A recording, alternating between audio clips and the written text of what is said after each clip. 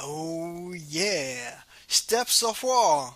BigT versus Optikzero, Protoss versus Protoss, Pink versus Yellow, bottom left, top right.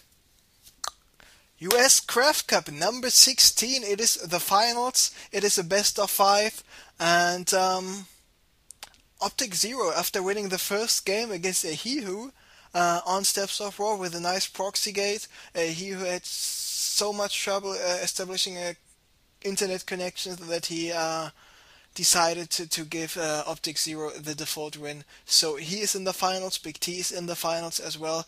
Now we're waiting until someone else is finished with his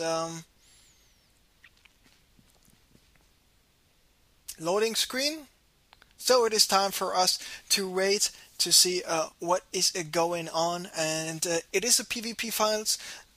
When I was playing the last 2-3 days on the ladder, 70-80% of the games were PvPs, and now we see who dropped out of the game, because I can tell you that someone apparently is not dropped out of the game, but just has a computer from the Stone Age.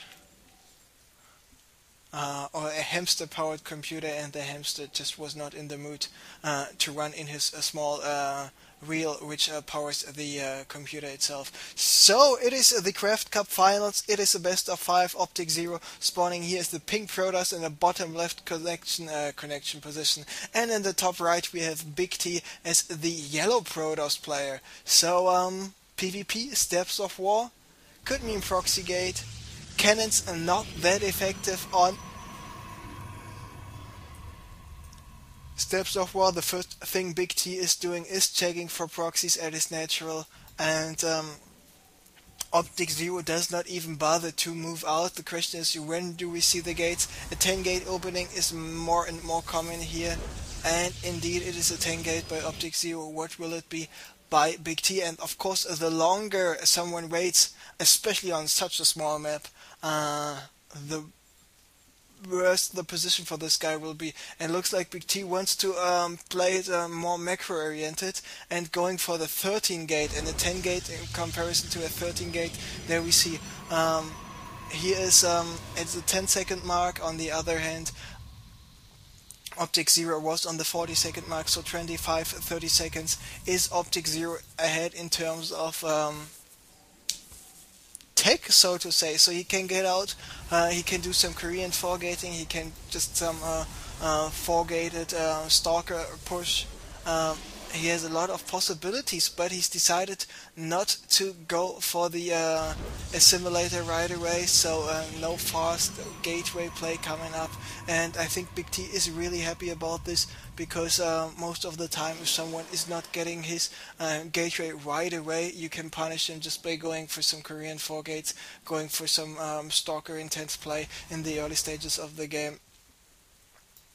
So he's feeling happy about this. On the other hand, Optikzero is feeling happy about this as well. We see the probe by Optikzero is in the base scouting what else is going on there. We see the cybernetics core coming up by BigT, and first zealot of Optikzero is now arriving. The first zealot of BigT is out there as well, and now the zealot fighting has begun.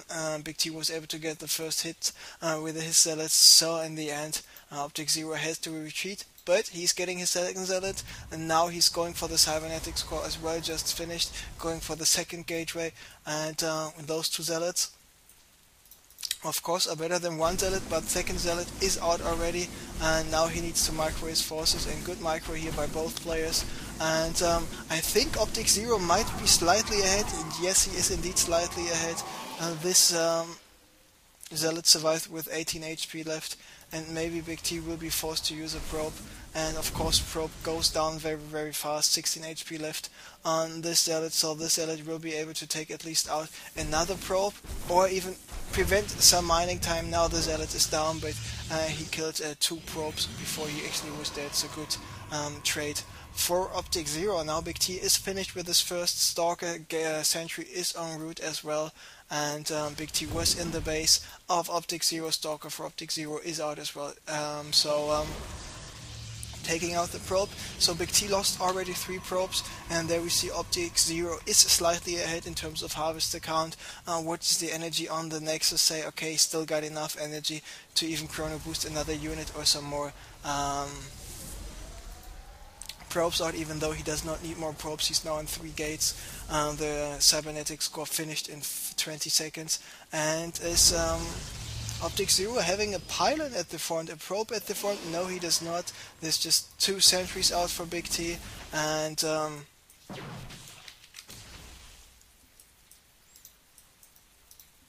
Optikzero realizes, okay, he can't do shit against those 2 sentries, so he's pulling back. Now he's opening up his gates, getting a robo right now, so 3 gates were there for the opening. He does not want to take this game right now, he just wanted to apply some early pressure with the zealots. He was successful with it though, and he's got his 4 stalkers now, maybe going for some sort of contain. But I think thanks to all those force hits, BigT should be safe for the moment. He's opening up his gates as well. He's on 3 gates. The robo or a 4th gate not even started yet. And Optikzero can't do shit against the 2 stalkers and the 3 sentries right now. Still checking with his probe for any proxies, and this is what I really like. Of course, PvP is the most cheesiest matchup in the goddamn universe. So you always have to check for proxy gates, proxy stargates, cannon play, DT rushes, Korean 4 gates, 4 gate stalker rushes. Everything is possible. And BigT whopping in 3 more zealots, going for the robo right away as well, but like after the first second in the game, he is behind in terms of tech, because now his robo just finished. Meanwhile, the observer for, there we go, for Optikzero is out already. He started his robotics bay. The robo bay will be finished in 15 seconds as well, so he might be having those crucial colossi out a little tiny bit earlier. And now Optikzero is aware. He's got the vision to the high ground now, so he can pick off sentries. BigT not paying attention for just a second. Sentry gets taken out, and of course the gateway units are much more effective for BigT. And BigT's observer just came out, so Optikzero losing his own observer. And as a Protoss player currently, I am really happy about this change to the cost of the observer, because they're actually free right now. 25 minerals, 75 gas is not that much.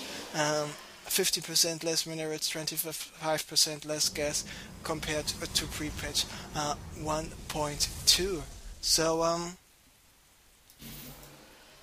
let's take a look at the supply, and there we see the supply is pretty even. Unit counting station tells us Optikzero having the same amount of stalkers, having 2 more zealots, having less sentries, having not that immortal.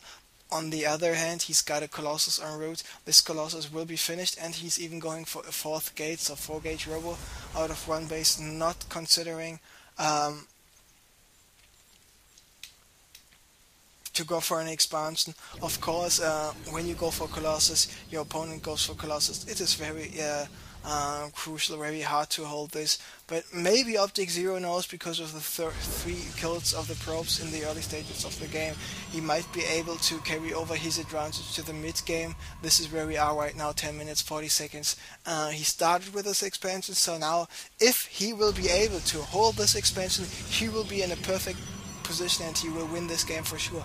On the other hand, if BigT will be able to crush the expansion and go for a nice timing push with 2 or 3 colossi, he might be able to prevent Optikzero from getting too far ahead. I mean, he's just built a pylon here at the natural ramp, so he might be going for an expansion himself, but if he does,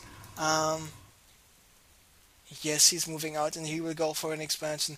So the expansion of BigT will be a little bit late. I mean, Optikzero is already 75 seconds ahead in terms of expanding. And there we see BigT's minerals getting higher and higher. Still not going for the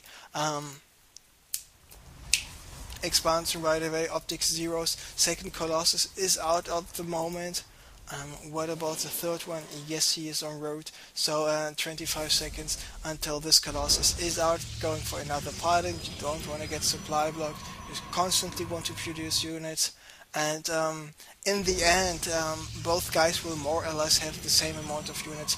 The longer the game goes, Optikzero of course will have a little bit more stuff, because yeah, his Nexus got finished a little bit sooner, already mining some gas, and this gas is of course so crucial. And on the other hand, the one with the better unit positioning will be in a better position. Yeah, sounds logic, right? But what I actually meant is, for example, if 3 Colossi are able to get one more shot of each to the Zealots, for example, this game is pretty much over. You just need to get rid of all the gateway units as soon as possible, and as soon as you accomplish that, you're in a good position. But now he's moving out. He's got 1 sentry, 2 sentries in the mix. What about Optikzero? He should spread his units out, but he doesn't have so many stalkers, so many zealots. Indeed he does. So now it all comes down to the micro here. 4 Colossi against 3 Colossi, and BigT's Colossi are all clumped up.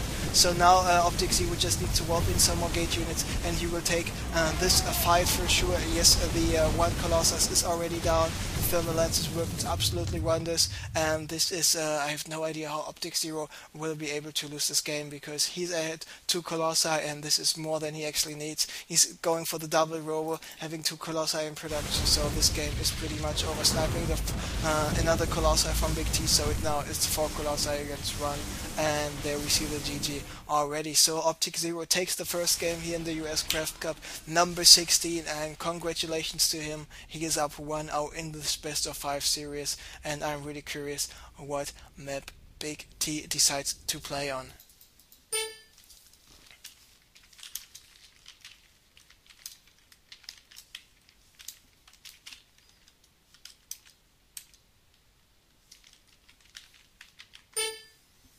And as soon as we are in the lobby, there we go. I will take a small toilet break. Be right back.